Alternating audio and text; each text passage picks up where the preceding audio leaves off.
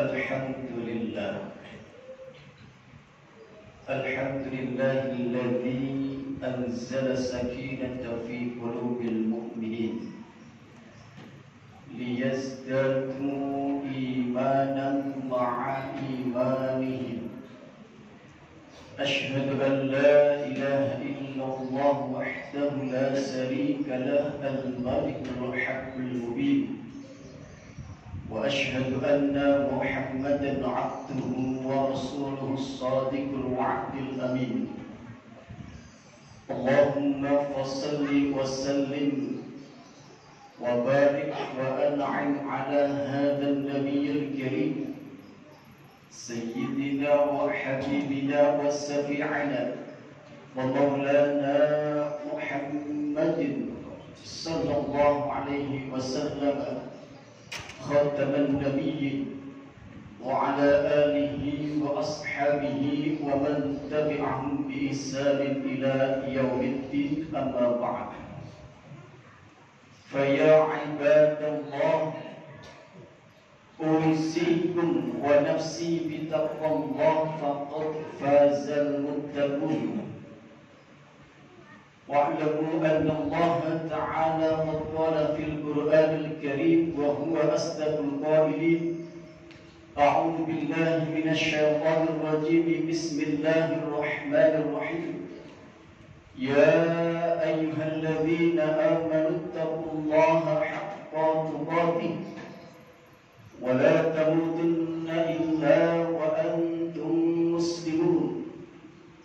وقال تعالى في محكم تنزيله: ألهاكم التكاثر حتى زرتم المقابر. صدق الله العظيم. معاشر المسلمين وزمرة المؤمنين رحمكمullah. Saat ini kita berada di dua kemuliaan. Kemuliaan yang pertama, kita berada di hari Jumat Sayyidul Ayyam. Kemuliaan yang kedua, kita masih berada di bulan yang mulia, yakni bulan Muharram, salah satu bulan yang dimuliakan oleh Allah Subhanahu wa ta'ala, minha arba'atul hurum. Dan semoga kita yang hadir pada kesempatan siang hari ini juga dimuliakan oleh Allah di dunia maupun di akhirat. Amin ya rabbal alamin.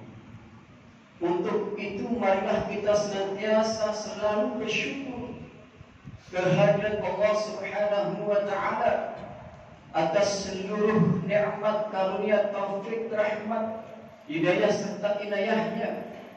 Wabil khusus nikmat yang terbesar yang sampai sekarang ini kita rasakan, yakni nikmat iman dan nikmat Islam.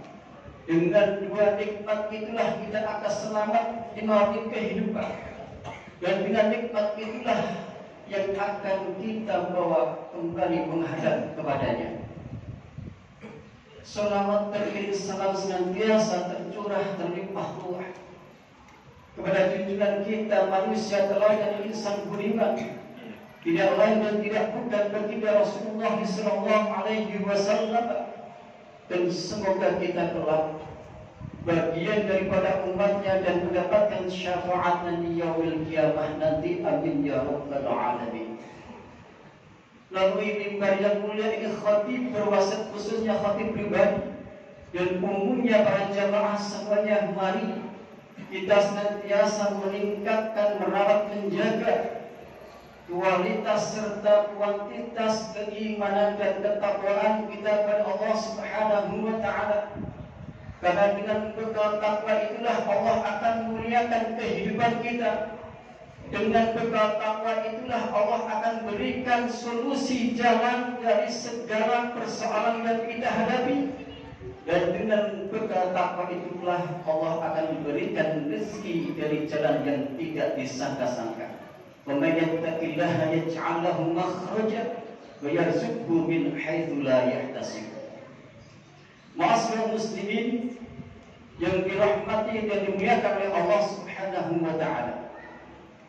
kita sebagai manusia, baik secara pribadi, keluarga, kelompok, masyarakat, bangsa ataupun negara, yang tadinya kita berada di posisi yang mulia, yang semula kita berada di posisi yang terbaik, di jalan yang benar, di jalan yang lurus.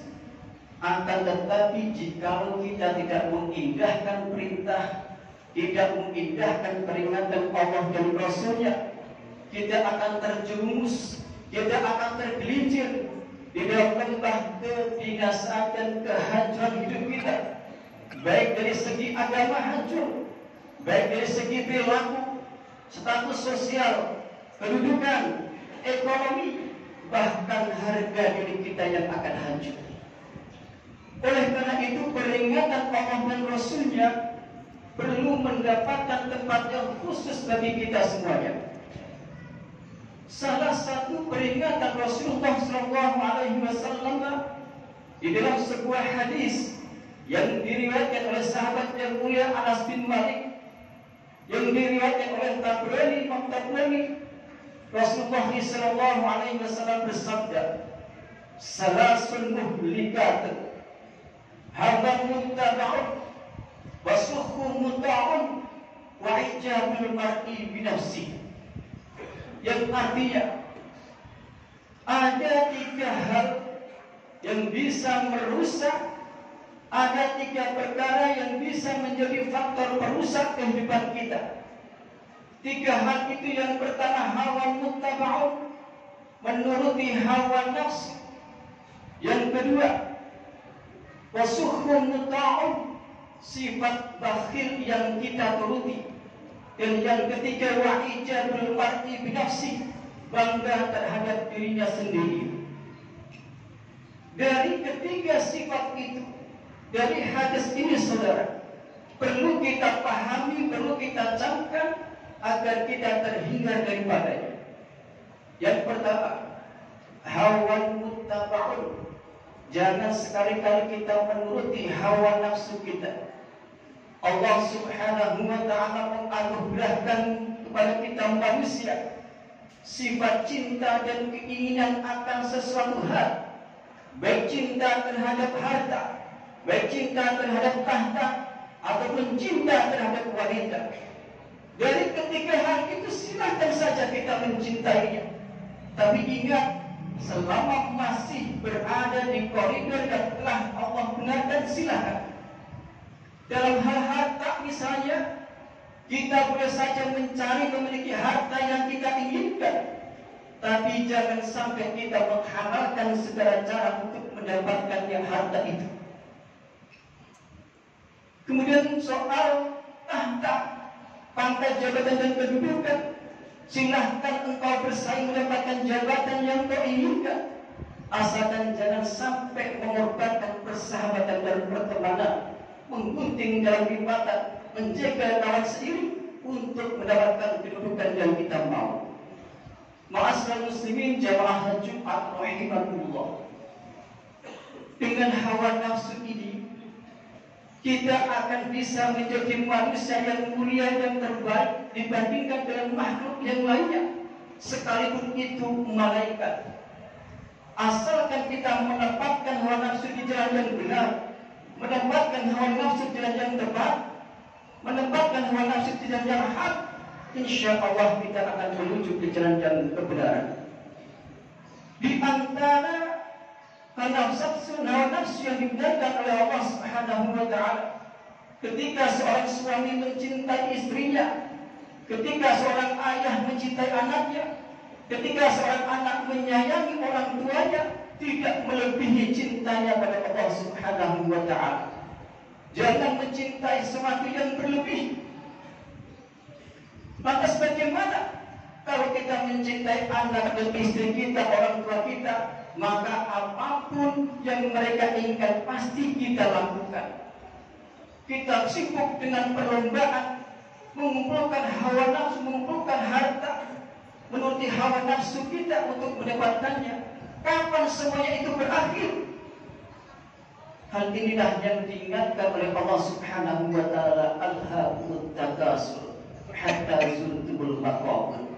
Perlombaan itu akan berakhir ketika kita sudah berada di pintu kuburan.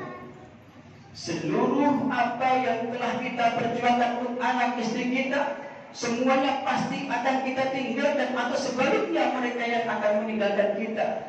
Hanya satu yang kita bawa, kayak bekal wahid, satu saja kita bawa. Apa itu? Amaluhum, amal ibadah kita.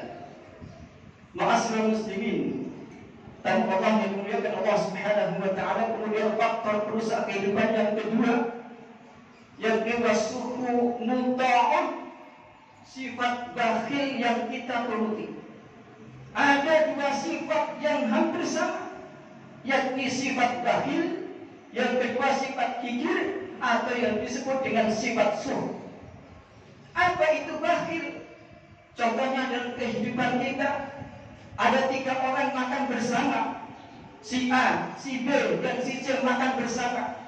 Akan tetapi giliran bayar, si A ini cuma mau bayar apa yang dia makan. Inilah sifat bakhil. Artinya apa, saudara? Dia tidak ridho, dia tidak rela rezeki yang dia terima itu untuk orang lain, hanya untuk dirinya sendiri. Apakah ada dalam kehidupan itu? Sungguh banyak sekali. Kemudian sifat yang kedua yang hampir sama, bahkan lebih berbahaya daripada sifat bakhil, yakni sifat kikir atau sifat suh namanya. Contohnya apa? Ada 3 orang makan bersama, si A, si B, dan si C makan. Akan tetapi ketika giliran bayar, si A ini bahkan tidak jarang dia yang mengajak makan. Si A ini pura-pura sakit perutnya, pura-pura tidak bawa dompet, tidak bawa uang. Apa artinya? Jangankan rezeki yang dia peroleh buat makan dirinya aja pelit, apalagi untuk orang lain. Ibaratnya untuk yang wajib saja beli, apalagi untuk yang sunnah. Apakah hebat orang ini? Tidak. Apakah kaya orang ini? Tidak juga. Justru yang kaya adalah ketika istri kita, anak kita, keluarga kita, orang tua kita makan sepatutnya. Apa mereka yang kita rasakan, itulah rezeki yang akan mengalir ke diri kita. Justru kita akan mendapatkan 2 pahala, yakni pahala nafkah, yang kedua adalah pahala sedekah. Kemudian yang ketiga adalah ijabul mar'i binafsi. Perkara yang bisa menghancurkan kehidupan kita adalah bangga terhadap dirinya sendiri. Jelas di dalam sebuah hadis Rasulullah mengatakan, tidak akan pernah masuk surga yang di dalam hatinya ada rasa sombong meskipun sebesar biji zarah.